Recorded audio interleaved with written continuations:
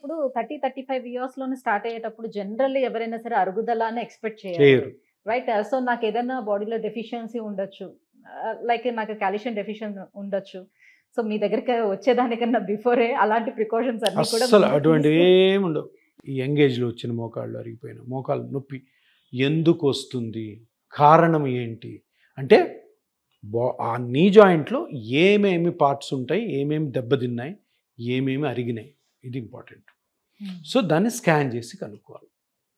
15 days కంటే ఎక్కువ మోకాలు నొప్పి ఉంది అంటే తప్పకుండా ఆ స్కాన్ చేసుకొని అది కార్టిలేజ్ ప్రాబ్లమా, మెనిస్కస్ ప్రాబ్లమా, లిగమెంట్ ప్రాబ్లమా, బోన్ ప్రాబ్లమా, మజిల్ ప్రాబ్లమా.